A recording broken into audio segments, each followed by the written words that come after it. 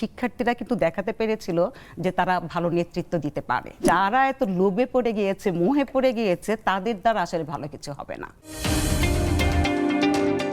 July August আন্দোলনটা হয়, কোটা বিরোধী আন্দোলন ছিল, তো সেটা 2018-তে একবার শুরু হয়েছিল, তখন আবার বন্ধ হয়ে গিয়েছে। বলেছিল যে সেখানে কোটাটা বাতিল করা হবে। হ্যাঁ, তো যাই হোক, সেটা আবার নতুন করে যখন দানা বাঁধলো সেই 24-এ, তখন কিন্তু শিক্ষার্থীরাই কিন্তু সেটাতে মানে প্রাধান্য ছিল আর কি, তারাই আসলে লিড দিয়েছে, লিডিংয়ে ছিল তারা। কিন্তু এই যে তারা যখন লিডিংয়ে ছিল, বৈষম্য বিরোধী আন্দোলন, তারপরে এটা যখন আস্তে আস্তে যে বৈষম্য বিরোধী আন্দোলন হয়, কোটা বিরোধী আন্দোলনটা, তারপরে দেখা যায় এক দফা আন্দোলনে চলে যায়, সেই ক্ষেত্রে কিন্তু একটা তারা কিন্তু খুব বুদ্ধিদীপ্তির পরিচয় দিয়েছিল। হ্যাঁ, যে তারা এটাতে লিডিং আছে, সামনে ছিল সমন্বয়করা, খুব গুরুত্বপূর্ণ ভূমিকা পালন করেছে, এবং তাদের সঙ্গে যুক্ত হয়েছিলাম আমরা। হ্যাঁ, সাধারণ জনগণ, আপামর জনতা, হ্যাঁ, ছাত্র শিক্ষক, অন্য বাকিরা, সাধারণ জনগণ, বা এমনকি রাস্তায় যারা রিক্সা চালায়, হ্যাঁ, বা শ্রমিক, সবাই যুক্ত হয়েছিল। কারণটা কি? কারণ হলো এই শিক্ষার্থীরা কিন্তু দেখাতে পেরেছিল যে তারা ভালো নেতৃত্ব দিতে পারে। হ্যাঁ, তারা কিন্তু সংগঠিত করতে পেরেছিল সবাইকে, এবং সংগঠিত করতে পেরেছিল। এটা একক তাদেরকে যে আমরা দিব, যে বলবো যে তারাই এটা পেরেছে এরকম না, তারাই রাস্তাটা তৈরি করে দিয়েছিল, এবং তাদেরকে বিশ্বাস করে, হ্যাঁ, আপামর জনতা দাঁড়িয়েছিল। এবং যখন দেখা যায় যে আবু সাইদের বুকে গুলি চালানো হলো, তখনই কিন্তু এই আন্দোলনের মুডটা কিন্তু ঘুরে গেল। হ্যাঁ, সবাই কিন্তু রাস্তায় এসে দাঁড়ালো যে বুকের ভিতর অনেক ঝড়, বুক পেতেছি, গুলি কর, এই স্লোগানকে সামনে নিয়ে সবাই একসঙ্গে সেই রাজপথে এসে সবাই সংঘবদ্ধ হলো। এইখানে আসলে রাজপথে একসঙ্গে হওয়ার কারণটা এই যে অনেকের দাবি পুঞ্জীভূত হয়ে একই জায়গায় এসে দাঁড়িয়েছে।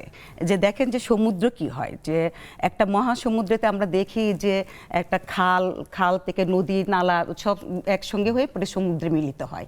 এখানে আমরা দেখব যে নানা গোষ্ঠীর মানুষ, হ্যাঁ, এবং নানা পেশা শ্রেণীর মানুষ আসলে এখানে তার নিজস্ব দাবি নিয়ে আসলে একসঙ্গে একীভূত হয়েছিল, একই রাস্তায় এসে দাঁড়িয়েছিল, এবং উদ্দেশ্য ছিল একটাই, বৈষম্যহীন একটা সুন্দর বাংলাদেশ, নিরাপদ একটা বাংলাদেশ, এবং তারা জনগণ তারা তাদের মৌলিক অধিকার পাবে। সেই জন্য তারা, কারণ অনেক দিন ধরে তারা গণতন্ত্র থেকে তারা বঞ্চিত ছিল, মৌলিক অধিকার থেকে বঞ্চিত ছিল, এইটা ছিল একটা। দ্বিতীয়ত হলো যে যেভাবে এই ছেলে মেয়েদের উপর, জনসাধারণের উপর গুলি চালানো হলো, এইটার জন্য কিন্তু আমরা দেখি যে একদম নারীরা, মারা সবাই এসে রাস্তায় এসে দাঁড়িয়েছে তাদেরকে বিশ্বাস করে। কিন্তু পরবর্তী সময় আমরা দেখলাম যে সবচেয়ে কি বলবো, যে মানুষের যে আশার হত হয়েছে সেই জায়গাটাতে যখন দেখলাম এনসিপি ক্ষমতায় চলে গেল। হ্যাঁ, প্রথম হলো তারা যে কমিটি গঠন করলো, এবং আপনি দেখেন যে একটা সময় কিন্তু প্রধান সমন্বয়ক যারা ছিলেন তারা কিন্তু একটা সময় আন্দোলনকে প্রত্যাহার করেছে, এরকম কিন্তু একটা ঘোষণা দিয়েছিল।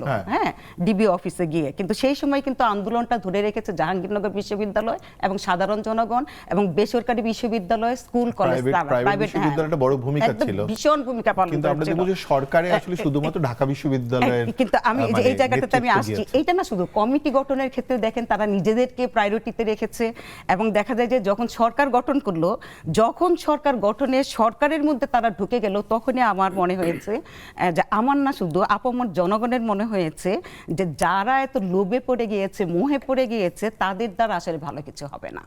হ্যাঁ, এবং মানুষ যে আশা নিয়ে, যে কারণে তারা রাস্তায় নেমেছিল, যাদের নেতৃত্বে তারা রাস্তায় নেমেছিল, মনে হলো যে তারা সেই আশার মধ্যে একটা গুড়ে বালি দিয়েছে।